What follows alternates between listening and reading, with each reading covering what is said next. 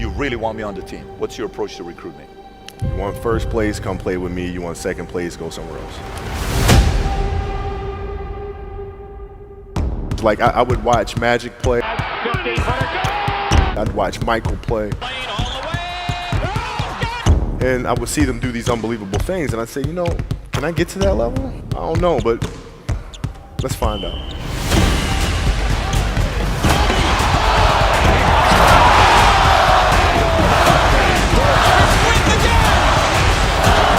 That's why he's the best player in the game.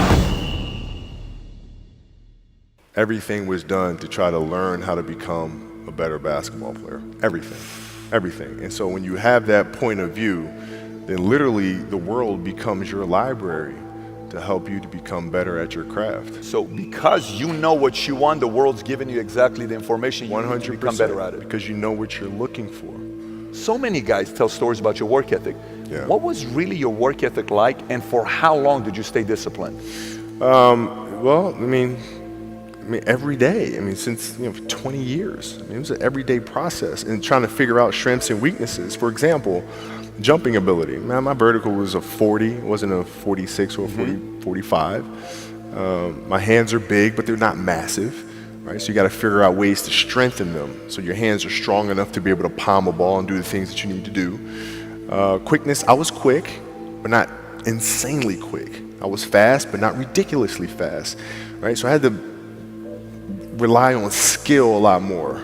I had to rely on angles a lot more. I had to study the game a lot more.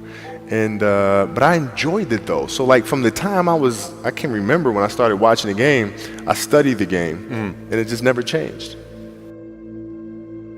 It's a good separation for me, emotionally, to be able to put myself in a place where at practice or when I'm training or during games, I switch my mind to something else.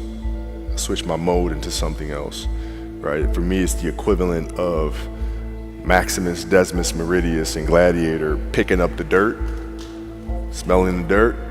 It's go time, right? So that was my mental switch. It was like an actor getting ready for a film. You got to put yourself in that cage. When you're in that cage, you are that character. And then when you leave there, it's something completely different. But when I'm in that cage, bro, don't touch me, don't talk to me. Just leave me alone. How did you get mentally and emotionally so strong where it doesn't bother you?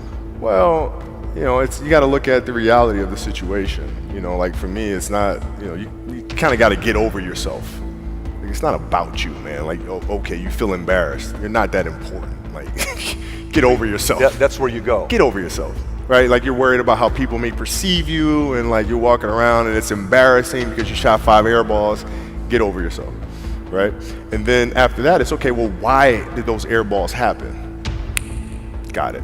High school, year before, we played 35 games, max, right? Week in between, spaced out, plenty of time to rest. In the NBA, it's back to back to back to back to back to back to back. I didn't have the legs. So you look at the shot, every shot was online. Every shot was online, but every shot was short. Right? I got to get stronger. I got to train differently. The weight training program that I'm doing, I got to tailor it for an 82-game season so that when the playoffs come around, my legs are stronger and that ball gets there. So I look at it with rationale and say, okay, well, the reason why I shot air balls is because my legs aren't there. I go, well, next year they'll be there. That was it. Done.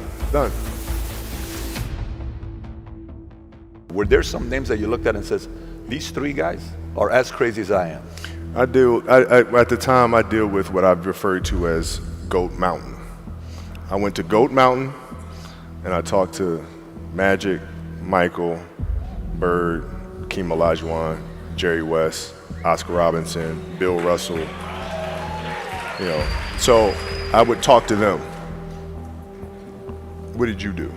What were your experiences? Michael in particular, he's become my big brother. He's been my big brother since I first came in the league. And what was that process like? So I went to them and started understanding the ins and outs of the game and how they approach things and their level of detail and obsessiveness, and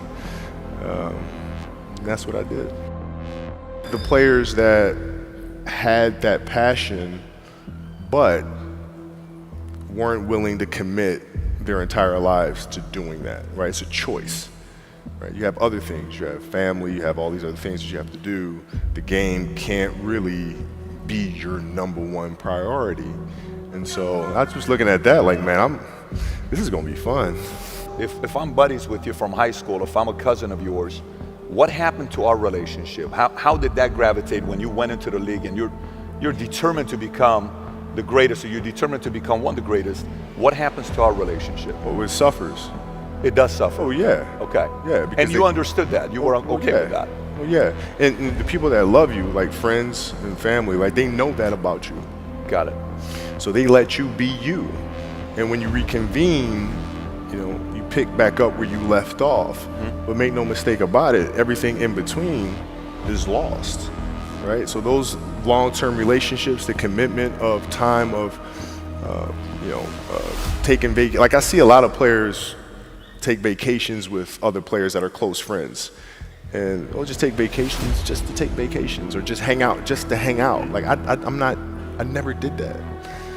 But it was a Why choice. not though? Why didn't you do that?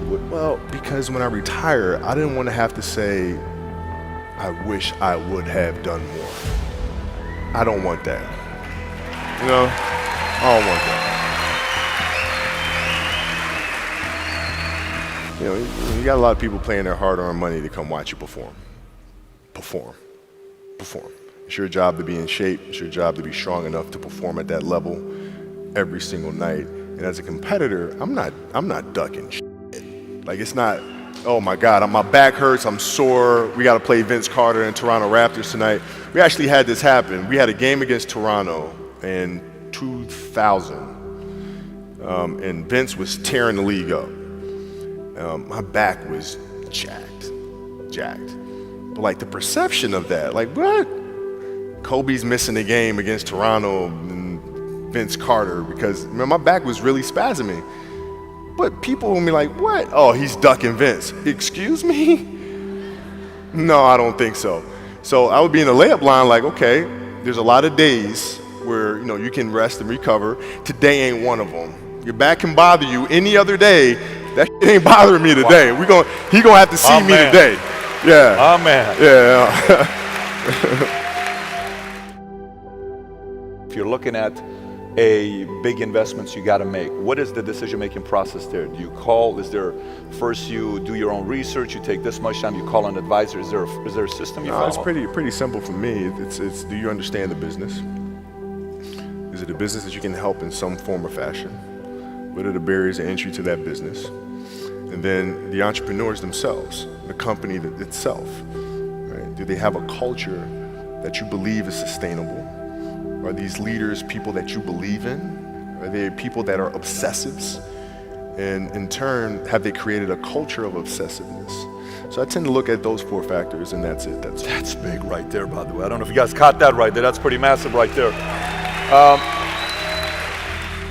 Same determination. What's your current work schedule look like today? It's different because I personally am not writing every word of the novels. I am not animating the films. What I have to do now is make sure that the people that we bring in, these obsessives that we bring in, are challenging themselves to do the best job that they think they can do.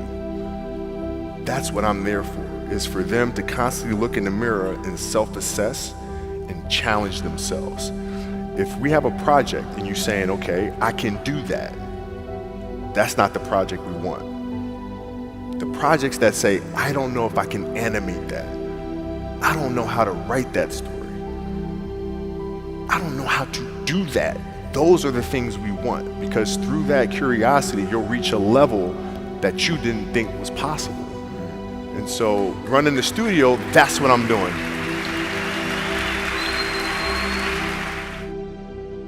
You're playing against the Golden State Warriors. Score is 107-109. You guys are close to getting into the playoffs. You know exactly what happens in the game. You go up, you're about to take your shot, and then all of a sudden, boom, Achilles happens, right? He went and hit the free throws, and then you walked off the stage. Yeah. And you got the surgery done. I went in the trainer's room, my kids are in there, and they're looking at you and stuff, and I'm looking at them, and I'm like, it's all right, Dad's gonna be all right. It'll be fine. It'll be all right. It'll be all right. It'll be all right. As a parent, you gotta set the example. You gotta set the example. This is another obstacle. This obstacle cannot define me. It's not gonna cripple me. It's not gonna be responsible for me stepping away for the game that I love. I'm gonna step away on my own terms. And that's when the decision was made that, you know what, I'm doing it. I'm doing it. You're a freaking beast, bro. Yeah,